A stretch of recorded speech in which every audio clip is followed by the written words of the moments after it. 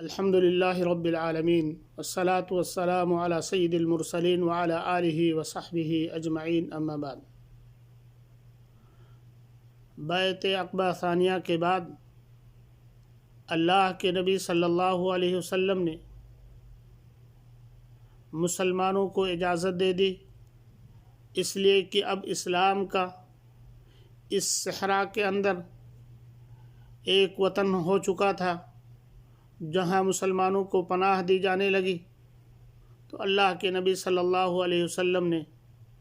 لوگوں کو اجازت دی، اور اس اجازت سے پہلے ہی ابو سلمہ کے بارے میں آتا ہے کہ وہ جب ہجرت کرتے ہیں تو خاندان کے لوگ سسرال والے بیوی چھین لیتے ہیں، اور ان کے خاندان کے لوگ بیٹے کو چھین لیتے ہیں اور تنہا سفر پر مجبور ہو جاتے ہیں۔ اور اس جدائی اور اس غمی میں ام سلمہ رضی اللہ تعالیٰ عنہ سال بھر تک مقام ابتہ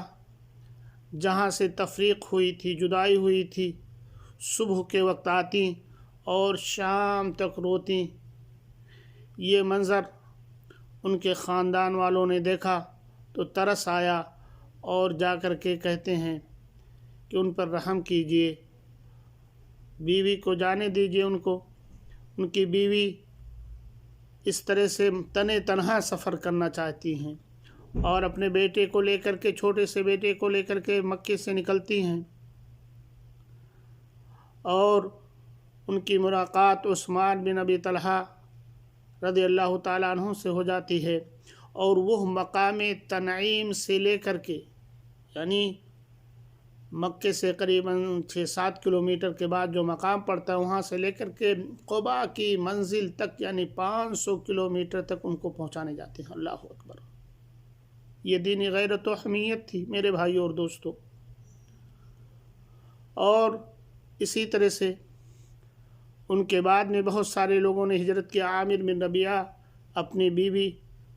لیلہ بنت ابی حشمہ کے ساتھ ہجرت کرتے ہیں۔ تنہائی کے عالم میں، رات کی تاریکی میں عمار بن یاسر، بلال بن رباح، یا اسی طرح سے سعد بن ابی وقاص، یا اسی طرح سے عثمان بن عفان اپنی بیوی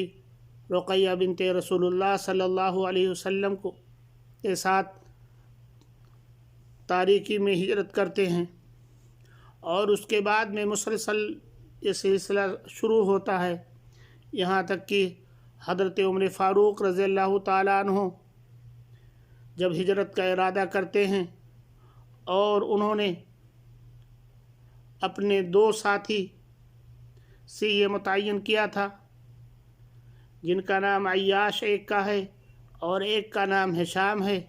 کہ فلاں مقام تنازب کے مقام پہ آ کر کے یہیں سے ہم ہجرت کریں گے۔ حضرت عمر فاروق رضی اللہ تعالیٰ عنہ گھر سے نکل کر کے خانہ کعبہ جاتے ہیں اور طواف کرتے ہیں۔ طواف سے فارغ ہونے کے بعد میں 2 رکعت نماز ادا کرتے ہیں۔ نماز ادا کرنے کے بعد میں کفار و مشرکین جو وہاں بیٹھے ہوئے تھے کہتے ہیں کہ کوئی ہے مائی کا لال جو اپنے ماں کو روتا ہوا چھوڑے، یا اسی طرح سے اپنی بیوی کو بیوہ بنائے، اگر وہ کوئی ہے ایسا تو مجھ سے پنگا لے، میں مدینہ ہجرت کرنے جا رہا ہوں۔ کسی کے اندر تاب نہیں تھی، اور وہ وہاں سے نکلتے ہیں میرے بھائیوں اور دوستوں۔ اور ہشام کو لوگوں نے نکلتے ہوئے گرفتار کر لیا، اور حضرت عمر فاروق رضی اللہ تعالیٰ عنہ عیاش کے ساتھ نکلے، اور راستے میں قریباً 20 لوگ ہو گئے جو یہ سفر مدینے کی طرف کرتے ہوئے نکلتے ہیں۔ لیکن میرے بھائیوں اور دوستوں، جب مقام قباء میں پہنچتے ہیں تو ابو جہل اور حارث جو ان کے بھائی تھے، عیاش کے بھائی تھے، وہ آتے ہیں اور کہتے ہیں کہ تمہاری ماں نے یہ قسم کھائی ہے کہ मैं न खाऊंगी न पीऊंगी न बालों में कंघी करूंगी, यहाँ तक कि अय्याश आ करके हमारी गमगुसारी न कर ले। हज़रत अय्याश के बारे में आता है बड़े रहमदिल थे,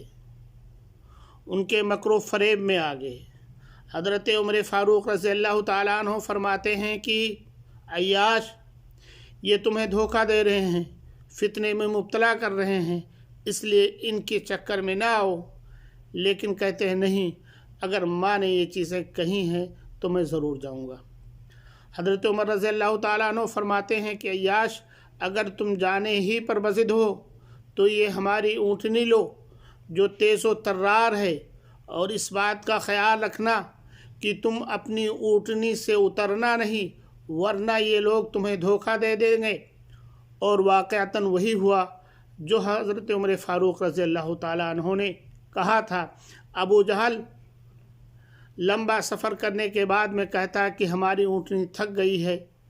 आते हम तुम्हारी ऊँटनी पे बैठ जाते हैं। लेकिन मेरे भाई और दोस्तों, जब वो ज़मीन पे नीचे उतरते हैं तीनों तो उनको गिरफ़्तार कर लेते हैं और बांध करके मक्का मुकरमा लाते हैं और लोगों के सामने कहते हैं कि लोगों, इसी तरह से तुम अपने अहले खाना को सज़ा दो जो लोग अपने घरों से निकल करके मदीने की तरफ हिजरत कर रहे हैं। तो इस तरह से मेरे भाइयों और दोस्तों, मुसलमानों ने अल्लाह के रास्ते में सब कुछ कुर्बान करके, अपना सब कुछ छोड़ छाड़ करके अल्लाह के राह में निकलते हैं। चाहे वो सुहैब रूमी हूँ या दीगर लोग हूँ, उन्होंने पूरा अपना मालो मता अल्लाह के रास्ते में तर्क करके चले गए ताकि अल्लाह रब्बुल आलमीन उनकी क़ुरबानी को कबूल फरमाए। मेरे भाई और दोस्तों, अल्लाह रब्बुल आलमीन से दुआ है कि अल्लाह रब्बुल आलमीन हमें दीन के खातिर अगर सफ़र करने की तौफ़ीक़ मिले तो हमें तौफ़ीक़ दे,